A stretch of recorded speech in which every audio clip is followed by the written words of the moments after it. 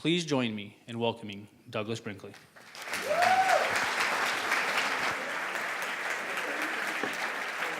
Thank you, man. Appreciate it. Well, good afternoon. I'm honored to have such a nice crowd here. I have a feeling the free book was the lore, but I'm hoping that my oratory will leave you glad that you came. Jamie, thank you. Thank you, thank you. It's just amazing. I hope you all by now know that Rancho Mirage has become an epicenter for books, and that the festival here is the best in the country. It's the most exciting and innovative. And Jamie, thank you. And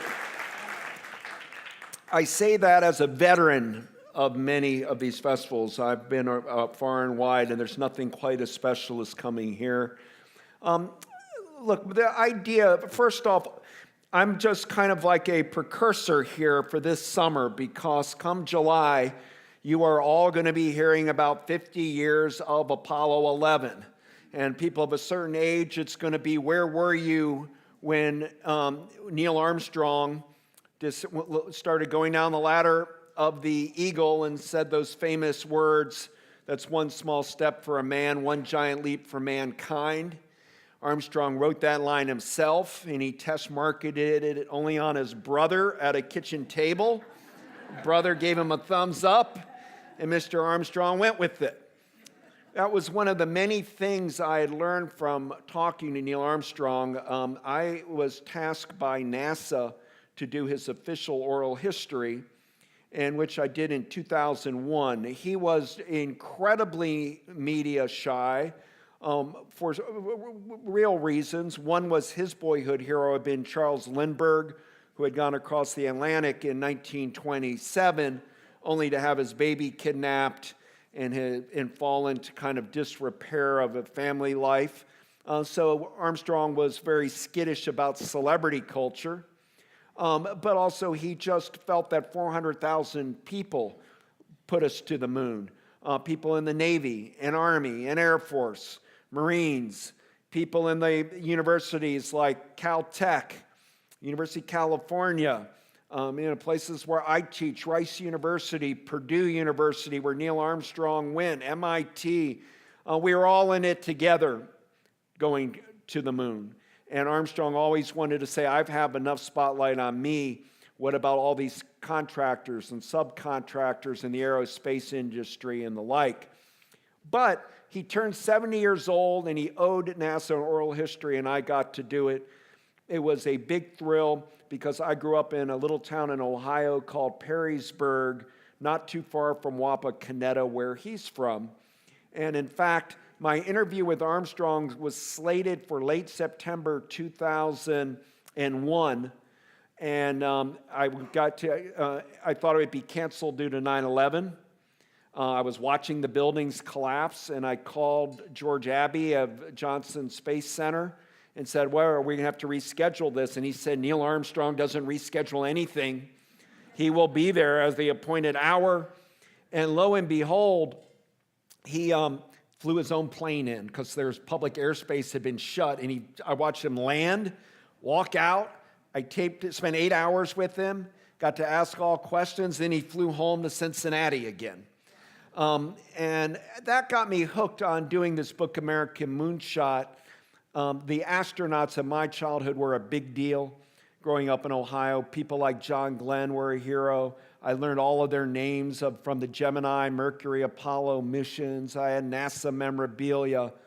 And add to that, I teach now at Rice University. And Rice is in Houston. The land of the Manned Space Center there in Houston used to be Rice University land.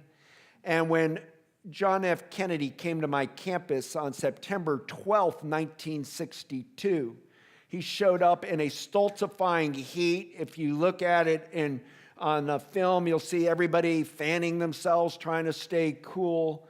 35,000 people in a football stadium. And that's when Kennedy gave that speech to say, we choose to go to the moon not because it's easy, but because it's hard.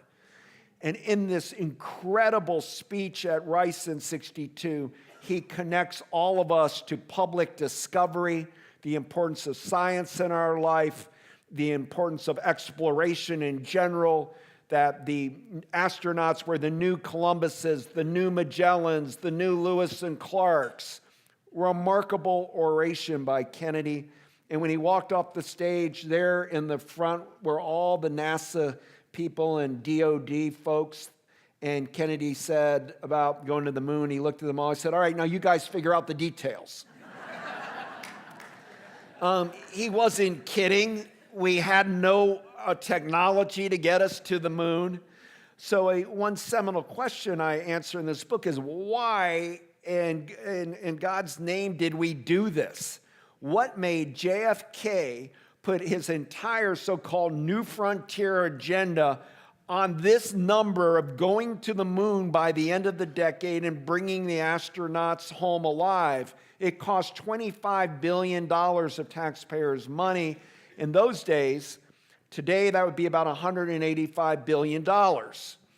And this is massive public expenditure. At NASA, people used to say, no bucks, no Buck Rogers. And so I started asking what brought Kennedy to this conclusion. I knew, obviously, the Cold War race with Russia. We all know that. But I wanted to get bore down on it. And the story begins with JFK's childhood. He's born in 1917 in Brookline, Massachusetts. And by the time he's born in 1917, he's only 10 years old when Lindbergh goes up, and everybody's talking about the skies. Everybody's looking up. All the newspaper articles are about aviation. I mean, the Wright brothers aren't until 1903. So Kennedy is virtually born at the birth of the aviation revolution. Add to that fact that in the 1920s in his childhood, America had one top rocketeer, Dr. Robert Goddard. And Goddard was operating out of Clark University in Massachusetts, not all that far from Cambridge and Brookline. And in the 1920s, Goddard, everybody thought rocketry was kooky space science. You know, the most popular book was fiction about space exploration. There was no Carl Sagan of that day talking about the cosmos. It was Jules Verne, the French novelist who, after the American Civil War in Paris, published a book about going to the moon. And do you realize his book, published in the 19th century about going to the moon, predicted it would take 8 days, and that's what it took Apollo 11? And he predicted that it would be Americans to the moon first. This is right when we had our Civil War, and he's predicting Americans. And he predicted we would leave from Florida. He chose Tampa Bay as the location in a novel, not Cape Canaveral, but close enough to be kind of awed by Jules Verne's science fiction dreams. And while Goddard, though, was working for Clark University doing these weirdo experiments, the big thing about his rockets, he would launch them on a cabbage field in Auburn, Massachusetts, and get written up for noise making. And his big thing was rockets can only leave Earth's gravity if it's a liquid fuel propellant. Up until this time, including Jules Verne's novel, it was the gunpowder effect of firing into the sky. He's saying, no, it's going to be liquid propellants. He did all these experiments, but he was mocked by the New York Times. It stung him dearly. Later, on 1969, when Neil Armstrong went to the moon, the New York Times published an apology to him. Honestly, that many decades later, they publicly did, because they had called it kooky science. His ego got wounded. He's being written up and harassed in Massachusetts. And Goddard moves to Roswell, New Mexico. All of those cowboys and ranch hands were not nuts that they saw aliens. They saw Goddard's crazy rockets going into the sky. And he ended up unable to get funding. We had no real interest in missiles and rocketry in America, but one genius out there in the middle of New Mexico. You know where they had a lot of rocket geniuses were Nazi Germany in the 1930s. It started with the Weimar Republic, but the Germans invested mightily in rocketry. FDR thought it was sci-fi stuff and did not put federal expenditures into a missile program. We didn't use missiles in World War II. You know who did? Germany. And their Rocketeer, who's similar, backed some of his science on Goddard. They're similar in some of their engineering thoughts on astrophysics and the like, but it's Dr. Wernher von Braun. And von Braun ends up being the leading architect of space rockets for Adolf Hitler throughout the late 30s and all through World War II. He's brilliant, Rocketeer, unbelievable. He was arrested for disturbing the peace with his rockets in Berlin when he was a boy. But he works in the SS of Hitler.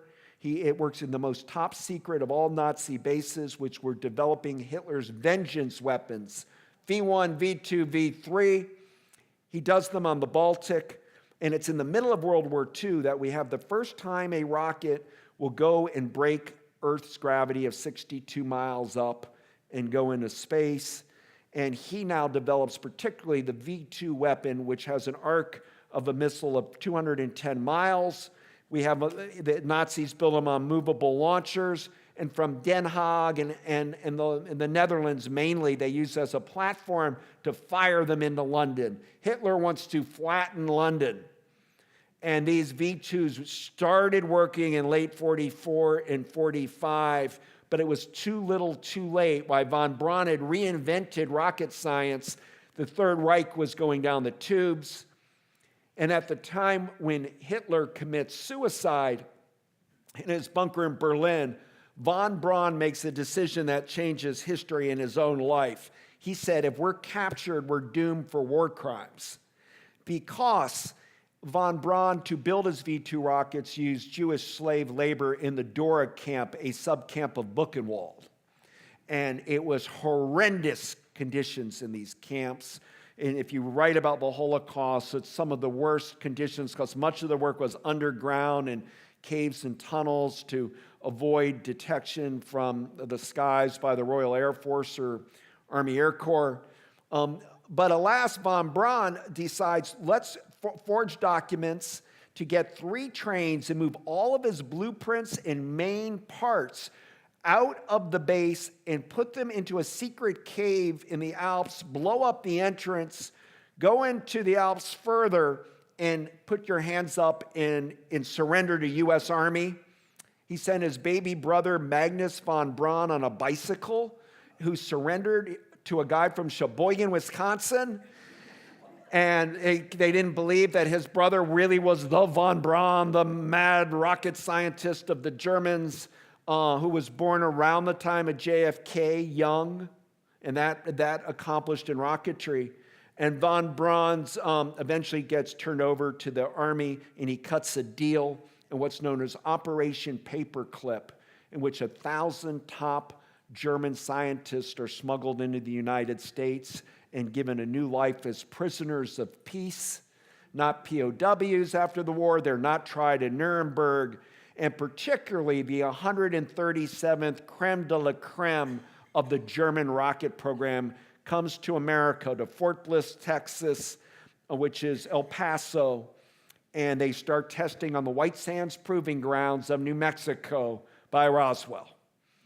Goddard dies right the same year that von Braun comes to America. And he now is treated, he gives his first public talk, von Braun, in front of the El Paso Rotary Club. And he does not talk about World War II. He does not talk about Dora and subcamps. He talks about the moon and Mars, and America's going to go there someday. And he starts image making himself with the help here in Hollywood of Walt Disney, who hires von Braun on his 1950s television show to talk about space and technology of tomorrow. Von Braun writes articles for Collier's magazine, National Geographic. He's the face of space and rocketry out of El Paso. And then by 1950, he moves to Huntsville, Alabama, Rocket City, USA. All of this is important because we thought we had the rocketry. But we thought we had the A-bomb. One time in world history does a country have a monopoly on nuclear weapons, the United States, 1945 to 49. And then Russia has the A-bomb. And then they have a hydrogen bomb. Russia puts the first intercontinental ballistic missile in the sky with what's known as the R-7.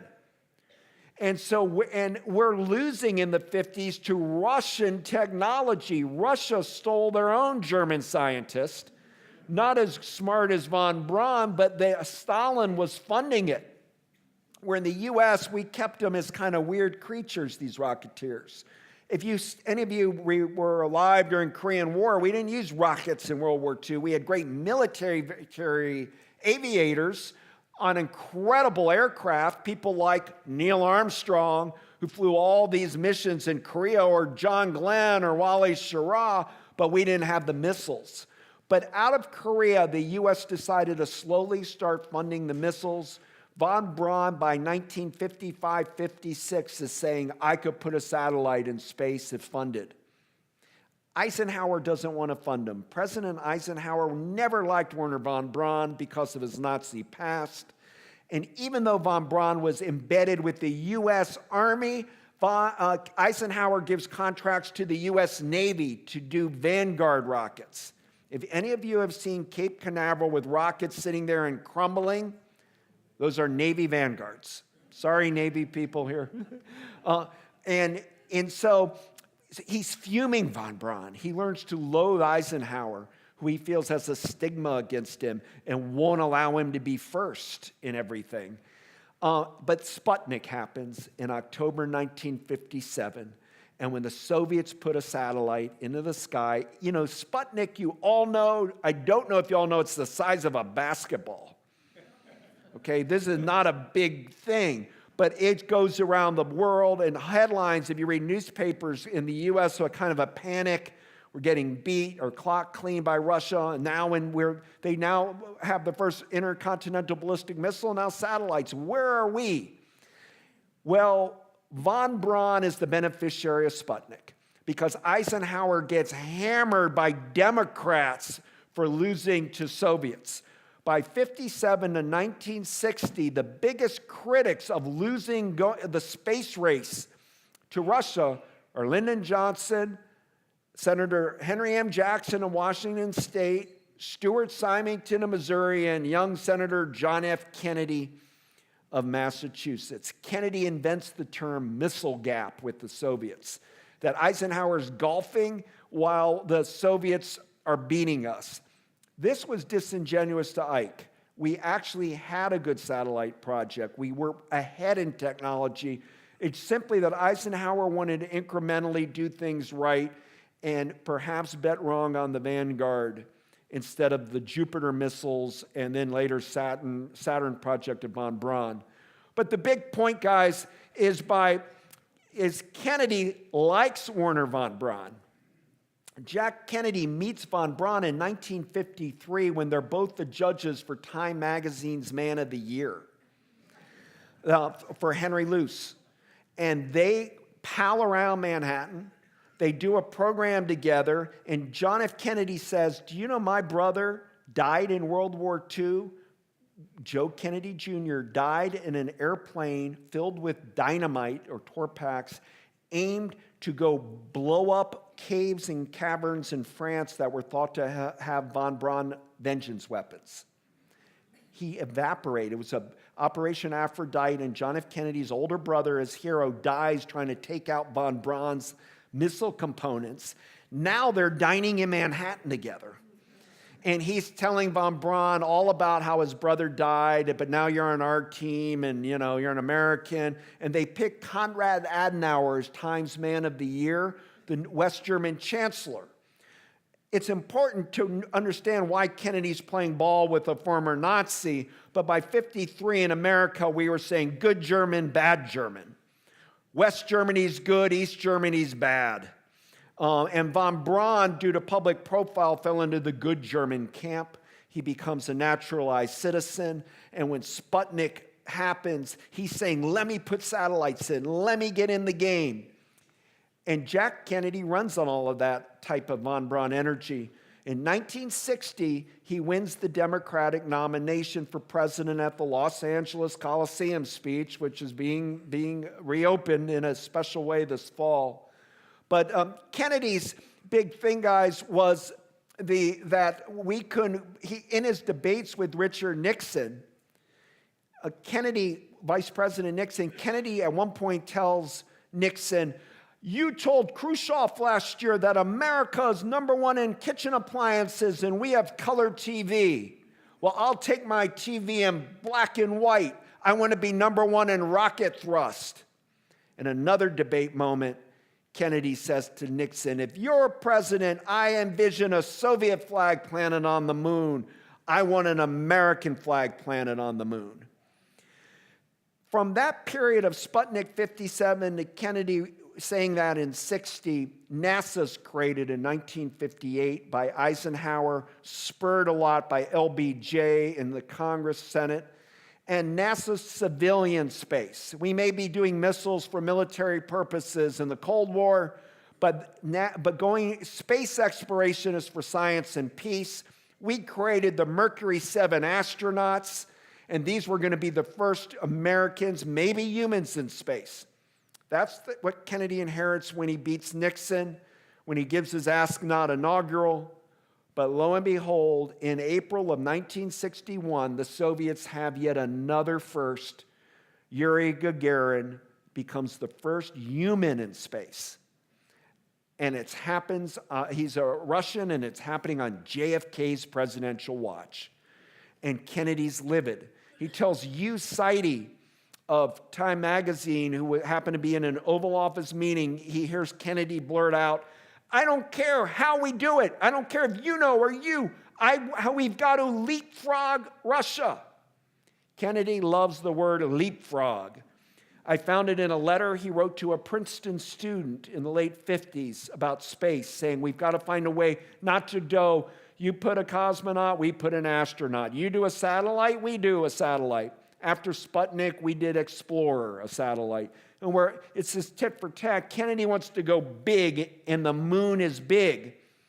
But after Gagarin, he sends up, right after it, weeks after, as a counterstatement, Alan Shepard, New Hampshire, a descendant of family that was on the Mayflower, one of the rough and ready pilots. Alan Shepard goes up, guys, 15 minutes. That's what but he's an American in space, comes down, and he is a TV god. And you know who really loves that? John F. Kennedy. Kennedy loved TV. And Kennedy's invented the press conference for TV. And Kennedy's scratching his head, can you believe the ratings that Alan Shepard got? Honestly, it's like, wow. So if I can keep putting these guys up, and I'll bask in the Kennedy Space Corps. And so May 5th is Alan Shepard. It's May 25th, 61, the same month that Kennedy shocks people, goes to Congress in the middle of the afternoon, calling a joint session of Congress to say we're going to put a man on the moon by the end of the decade and bring him back alive. And the moonshot becomes the driving force of American exceptionalism from 61 till 69 with an Apollo 11. The big thing that's shocking is how many people fell into it. Congress said, let's do it, let's win, let's beat them. Kennedy, there were critics in the 60s to going to the moon. Barry Goldwater of Arizona thought that money should go to the U.S. Air Force to do more militarization of space. On the left, Walter Mondale and J. William Fulbright thought money should go to education and schools, not the moon. Ralph Abernathy of the NAACP and Southern Christian Leadership Conference thinks it should be urban poverty. People will debate what should be the moonshot. The term moonshot, incidentally, guys, does not come out of NASA. It was from a baseball player for the Los Angeles Dodgers, Wally Moon. And in late 50s, Wally Moon would hit these towering home runs in which Vince Scully, radio announcer, would say, there it goes, it's a moonshot, over the right field fence. And the term gets adopted by NASA in 62 because in 62, Kennedy now is spreading the pork of space, meaning congressional appropriations, billions of dollars, in a concerted effort to flood the southern zone with money, to flood Texas, Louisiana, Mississippi, Alabama, Florida, North Carolina, and Virginia and Oklahoma with dough. Because FDR famously built the Grand Coulee Dam and other dams and highways and bridges, WPA and the Tennessee Valley Authority. Eisenhower built the interstate highway systems and the St. Lawrence Seaway. Kennedy wasn't sure what his big one offer was going to be, but he went with space. And the idea was if you could not pick space and technology and use it because it's a national security imperative to beat Russia, we'll get federal funding, and then I put the money in the southern states I barely won. He barely won Texas in 1960 with Lyndon Johnson on the ticket. He barely won southern states, and in 64, it was thought he would lose them because of his civil rights agenda in Ole Miss, University of Mississippi with James Meredith, and showdown with George Wallace in Alabama. So billions of dollars are being put into those southern states as a way for Kennedy politically to try to hold off that region and keep it in the Democratic court. Remember, this is pre-Civil Rights Acts of 64 and 65, so the South was still Democratic, but barely. And it works. The amazing thing is, all you got to know is follow the money, guys. You hear that about Watergate and Nixon, and you follow the money, follow the money. You follow the money of space, and it tells the big story. You know who was the head of the Congressional Space Appropriations? Congressman Albert Thomas of Houston, Texas. You know who's the head of the Senate Space Committee? Robert Kerr of Oklahoma. You know who head of NASA James Webb worked for right up until he was hired to run NASA for Kennedy? He worked for Kerr and Kerr-McGee Petroleum in Oklahoma. This is the politics and the money comes in the Southwest and Gulf South for all of this, and George Smathers, the senator of Florida and all. What's amazing is that it works because I started my book thinking, you know what, going to the moon is the beginning of the modern technology we're all enjoying. That it's the NASA 60s, and then there's the spin-off of technology NASA invents or at least makes applicable to our lives. GPS, CAT scan, MRI, kidney dialysis machines, heart defibrillators, foldable walkers, somebody might have come on today. These are all emerging out of NASA's tech corridors, pouring money into innovation in space medicine and rocketry and anti-icing for airplanes and on and on. So the 60s is about NASA tech, which then by the 70s becomes Silicon Valley.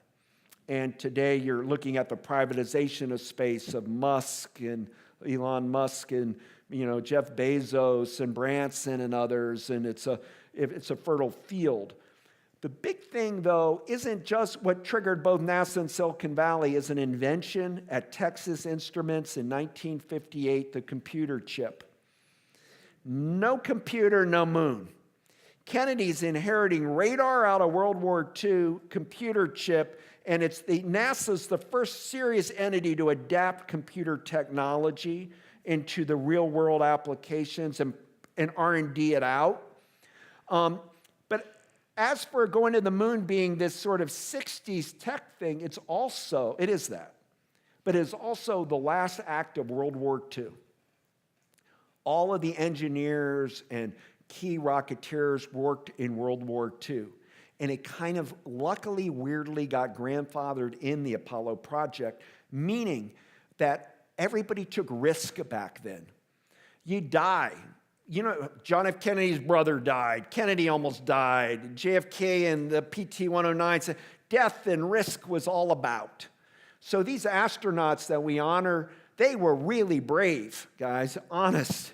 If you look at the capsules that are being thrown up there, and they're put in there, Neil Armstrong would tell me we had a 50-50 chance. The Apollo 1 The first Apollo mission in 1967 blew up at Cape Canaveral, and 3 astronauts died: Gus Grissom, Ed White, and Roger Chaffee on a test. I write about a guy nobody's ever heard of, Victor Prather, who they did just a simulation test to make sure they dropped him into the water, and the suit they put had a leakage in it because they didn't do the spacesuit right, and he drowned to death. And JFK has Prather's widow and children, appropriately spends an afternoon with them at the White House. Edwards Air Force Base, here you had people dying testing planes to a new limit. So this risk was of a World War II mindset, combining this new technology that developed in World War II in the late 1950s. JFK is a master salesman for space. I don't care if you're a Democrat, Republican, Independent in this room. I want you to believe me on one thing. That guy could sell space. Unbelievable speeches.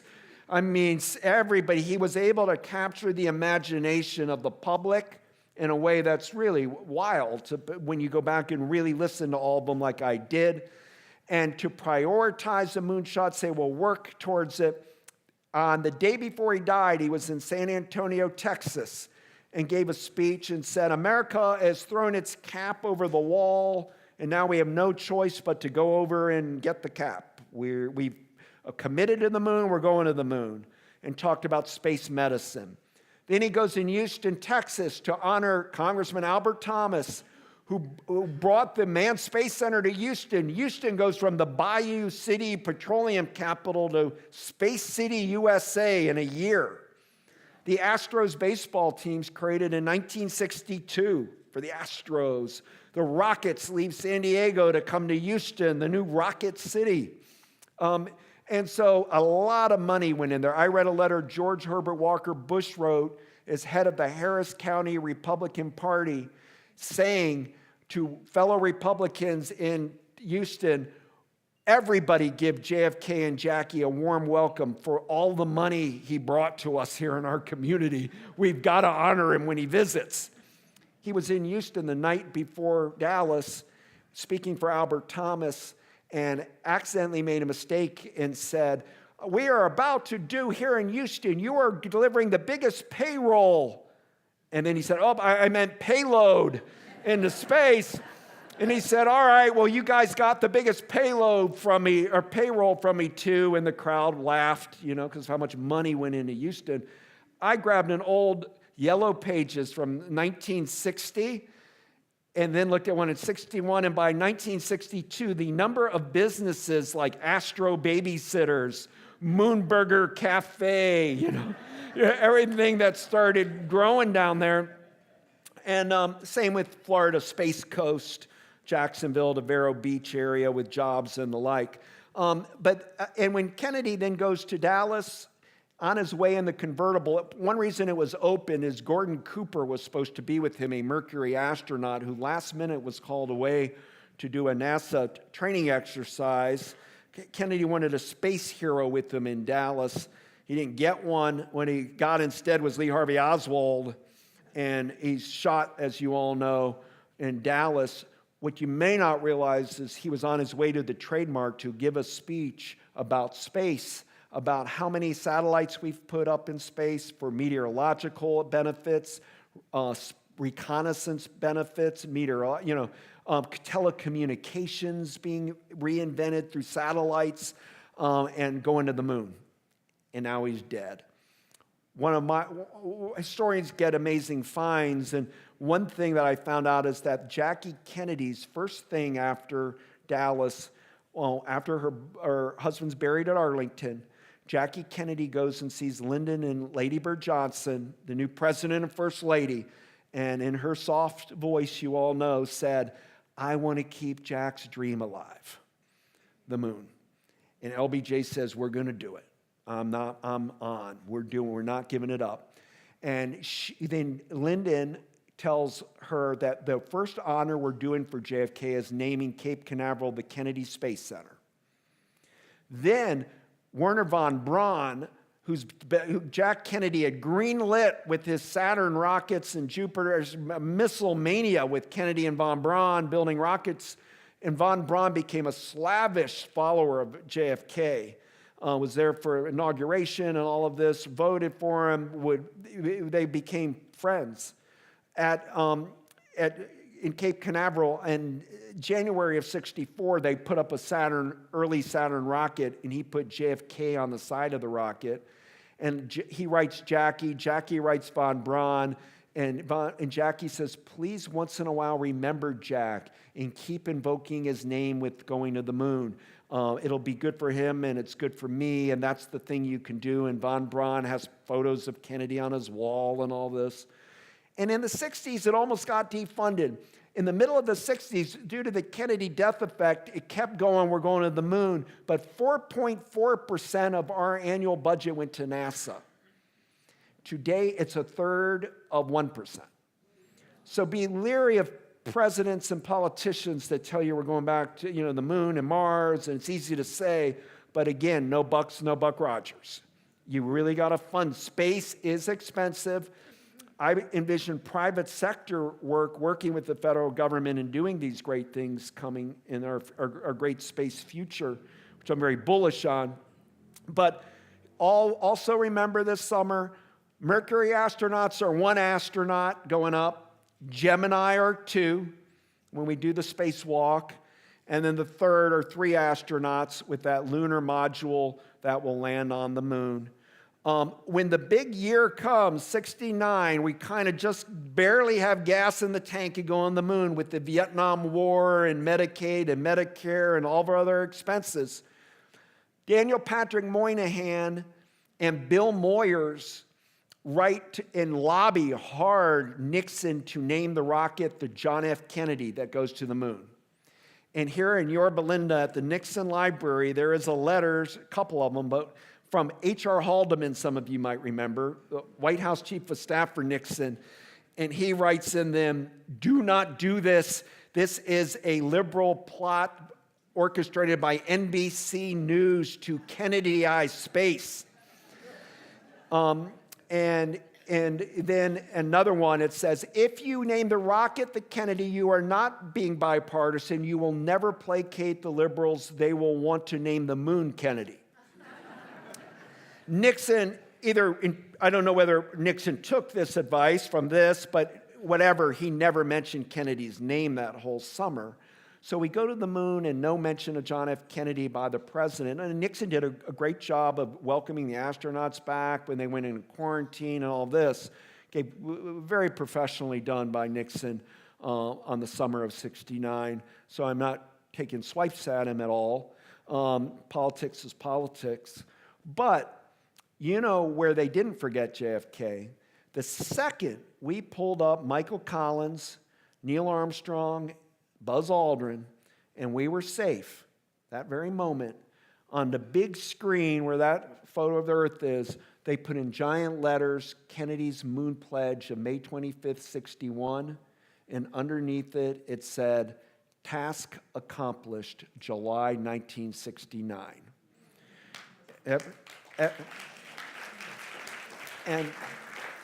And at that same time, a citizen put a note on John F. Kennedy's grave in Arlington. And also Gus Grissom's buried in Arlington when he died, one of Kennedy's astronauts he befriended. He befriended nobody more than John Glenn. Glenn was the first astronaut in '62, American to go around the Earth, went 5 times. And most of the astronauts were nominal Republicans. Glenn was an independent, and JFK grabbed him.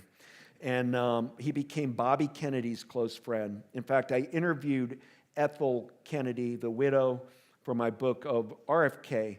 And she told me that when her husband is shot here in Los Angeles and he's laying there, the question is, where did she go? What did she do? She never wrote a memoir, Ethel Kennedy, or talks about it. But she told me, because of the spirit of my book and a friendship I have with her, she said, well, what I did was I went to call John Glenn. And she told Glenn to go to Hickory Hill, her home, to look after her kids, because she said John had the most calming presence. And also she was here in Palm Springs once with Bobby and John Glenn. And they picked up Glenn at the airport, and also in the car was Andy Williams. And they all, with a convertible down, were singing Moon River together. Here. But that moment when JFK died in '63, and then that fight through LBJ and Nixon years to go to the moon, and now we've rescued Armstrong, Aldrin, and Collins, and NASA's put task accomplished for Kennedy. I want you to know that on the moon, there were two leavings I want to tell you about. One is left on the moon. If you really micro-watch, which I've had to, Armstrong and Aldrin's time on the moon, you'll see a moment at the very end where Armstrong's climbing back on the Eagle to get out of there, fuel, time, and he says, "Did you leave the packet?" And Aldrin hadn't, and you could see something gets left behind on the moon, a packet. They climb on. What was in that packet were medals honoring the 3 Apollo astronauts that died in Apollo 1, Grissom, White, and Chaffee, and medals honoring the Soviet cosmonauts who died in their space program. So on the moon right now are medals of Russians, because without the Cold War rivalry that Kennedy put in football terms, at Rice where I teach, when I read the original draft, and Kennedy had in the speech, "Why do you climb Mount Everest?" And then he writes, "Why does Rice play Texas in football?" And the answer is because it's a challenge, But they always respected at NASA what they were doing in Russia. We didn't know how advanced what they were doing, but alas, we honored them on the moon. And something was also left behind at Arlington. A everyday citizen put on a card when Apollo 11 ended, "Mr. President, the Eagle has landed," and left it on JFK's grave. Thank you.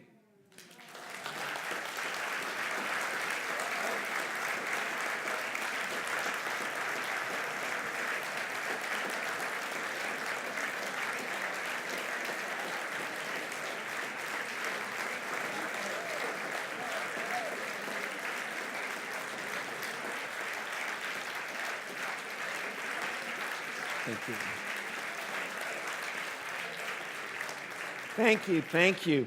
We left just enough time for a couple of questions, and we have a microphone here, correct? In there. So if anybody wants to ask a question, I'd be more than glad to help you. We purposely left 15 minutes here for a Q&A. Yes, sir. I'll repeat the question in the back.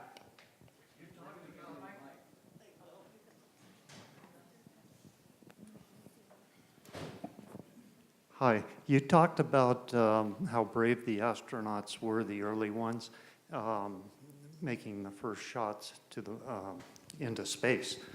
And there was one of them, and I don't recall the name, that actually while on hold, waiting to go into space, he fell asleep while they were in a hold. Do you know which one that was? Yeah, we had Alan Shepard try to get himself as relaxed as possible because he got delayed a lot. He's finally would nod off a little and then famously said, "Light this candle," because it was waiting so long there. And of course, there's also problems with going to a bathroom in all of these early pace things. I was on a program with Kathleen Sullivan, the first woman spacewalker, and she was telling me that her most asked question in high schools where she goes is, "How did you go to the bathroom in space?" But one of the things I need to tell you is that there were women, and these were all men, but there were 13 women trained, the Mercury 13 women astronauts, all test pilots, all trained, all passed all their endurance tests by Dr. Randy Lovelace in New Mexico. They were queued up and ready to go, and NASA, Kennedy administration, and later Johnson administration nixed it on only the ground of gender. It was part of a chauvinistic era, and even though these women were almost there, they got denied it. The good news is, the bad news is the Soviets beat us. They put the first woman in space. But in 1983, we had Sally Ride, and Sally Ride is now a name that kids know all over, like Rosa Parks or something. Everybody knows her, the first American woman in space. Since then, women go up all the time. The glass ceiling isn't just broken for women in space, it's shattered. There are women in the private sector, federal sector, military. There are so many women that are prepared, and it's actually a very robust area for young women to go into because, every ounce counts when you're going into space, and many women of shorter stature are perfect astronauts, but there's issues of blood metabolism and pulse, and that women are leading the charge right now in space. So Mike Pence said in Huntsville, Alabama, about 6 weeks ago that we're going to go back to the moon in 4 or 5 years. In order, if we do, to get people excited about it, you're going to have the first woman on the moon, because we haven't had that yet.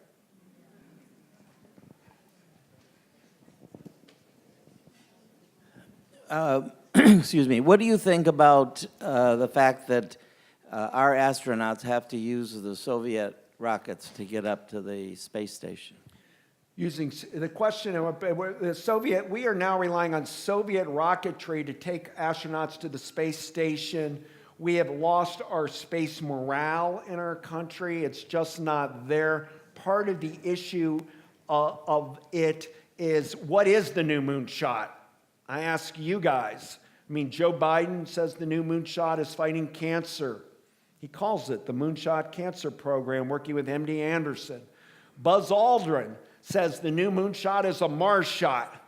Everything we need to do has to be Mars related, and the Jet Propulsion Laboratory here is doing amazing things in California with Mars rovers, beyond extraordinary. But until you have a human going to Mars, you don't capture the imagination. But many people will say the new moonshot's an Earth shot, that we're going to have to take care of planet Earth, the Salton Sea, or put money into issues of the environment. So we're not, but the good news is the lure of going to the moon is that Americans can do big things short of war if we all pull together in a bipartisan era, when we use our best scientists, great universities, private sector companies, in this case Boeing and McDonnell Douglas and Grumman, and today there's new ones, working in a concerted effort with the federal government. We can move mountains and do big things. So what's neat this summer about the 50th isn't just the feat of being on the moon, which is spectacular, but this idea that we did it. America did it. It's our can-doism, that now we can tackle problems in the future. That's one of the great legacies of the Apollo program. After Apollo 11, the TV ratings started going downwards. Apollo 13 was almost a disaster. You've probably all seen the Tom Hanks movie. It's a great film.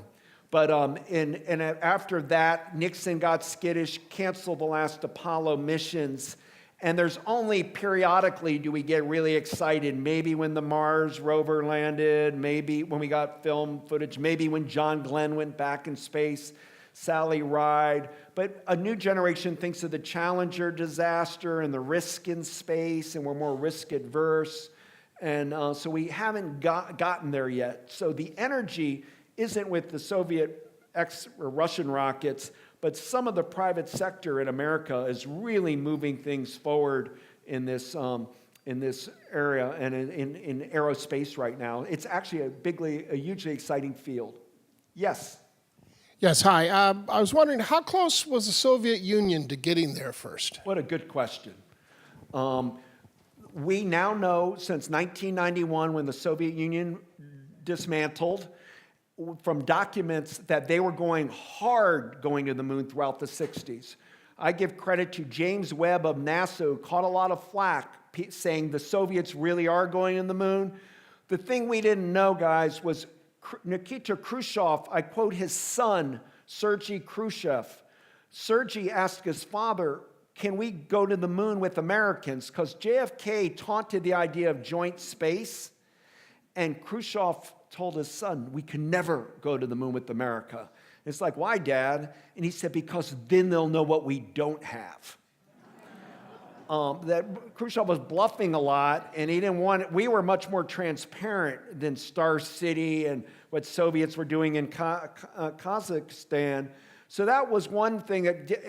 However, they were trying to the bitter end.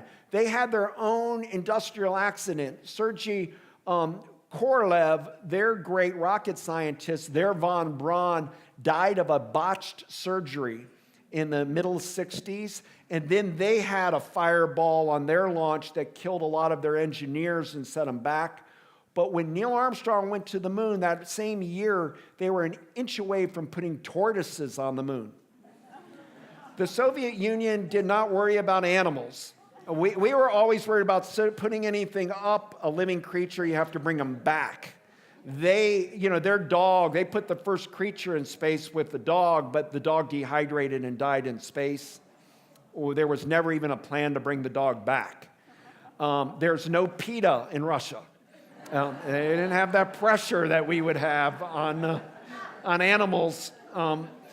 But they came very close, and their technology was really good, but they never could figure out. I write about an unsung hero, this guy John Houbolt in my book, who created the idea of how to bring the Eagle to disconnect from the mother spaceship to land on the moon and then redo the rendezvous. They can never figure out that technology piece. They still haven't. But today, China has been going to the dark side of the moon.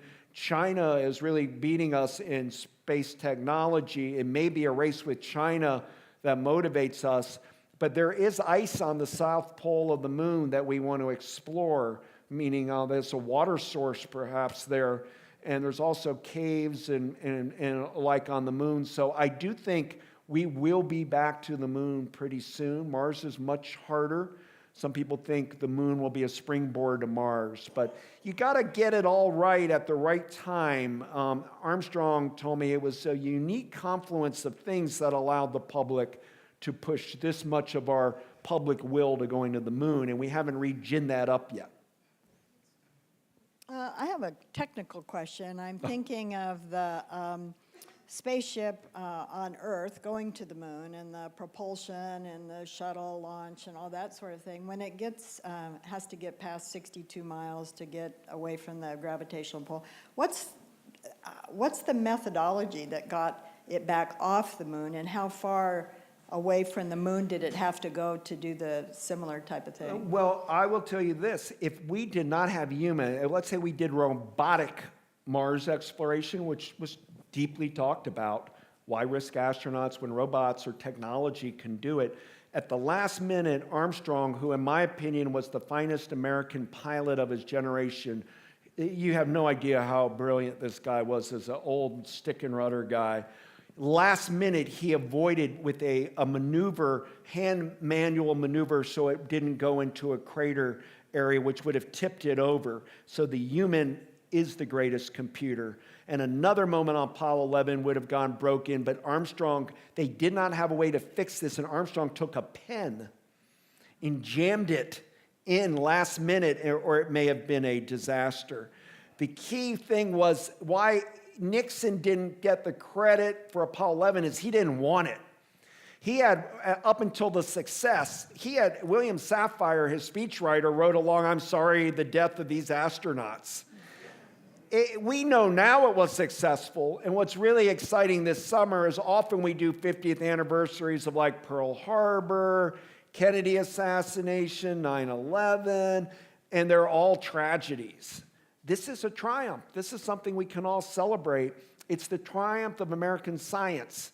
In 1960, Times Person of the Year were scientists. Today, we don't listen to scientists so much.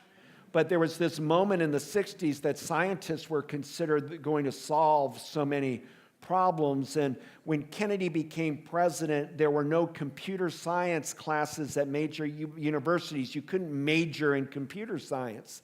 By 63, they're everywhere. State universities, land-grant colleges, programs. So, technology from all sorts of exploration is there right now. What we're lacking is the public will and a funding. We're a nation, $1 trillion of debts. We have laundry lists of woes, and nobody knows, should we partner with Russia or China or Brazil or the European Union? Do we do it alone? Do we let the private sector do it and keep the government out of it? And right now it's kind of like this. And until everything gets pulled together, and sometimes it takes a rivalry or beating somebody, Kennedy always did two things on every speech. He'd always say what I snuck into my speech: it's expensive. He'd directly tell voters, it'll cost you 50 cents a week, but we're going to do it together. And he never downplayed the cost.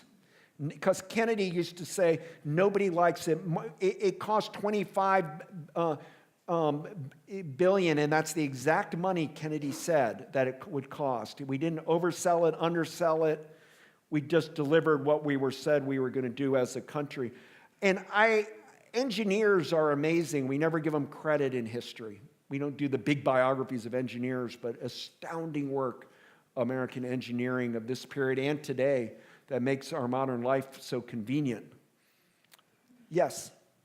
Hi, I was just wondering, have you ever thought about or been curious at all if people in your audience were at Langley with the original astronauts? Yes. Were you? I was indeed. Oh my goodness. Well, don't turn over the mic. Langley is a big part of my book, and it's at Langley is where really the beginning of our space program is born, in Virginia, Hampton, Virginia. But tell us what's your journey? Well, I was there. Did you see the movie Hidden Figures? Yes. I was there, not with the ladies in the movie. I was. Could you elsewhere. stand up for one moment, if you don't mind? They're just being requested me to ask you that. Okay. Yes. I was there, actually. I was a software engineer, but we were using the big Freedens, and I was there when the IBMs, we called them that, started to arrive. And I was in the cafeteria with the astronauts, and gee, it was a long time ago. I'm sorry. No. Well, have any of you seen the movie Hidden Figures? It's a great film, and the book is great. So read the book, and the amount of the mathematicians, and before we had this computer technology, Langley was where the mathematicians, many of the best ones, were at, and some were math teachers in World War II were hired during the New Deal, World War II period to work at Langley, African American women, and so some of them are written about in that book in particular. But the amount of women contributing, including at MIT with computer technology, they're a group of incredible women. So thank you for your service to our country, and thank you. Thank you. Thank you, guys.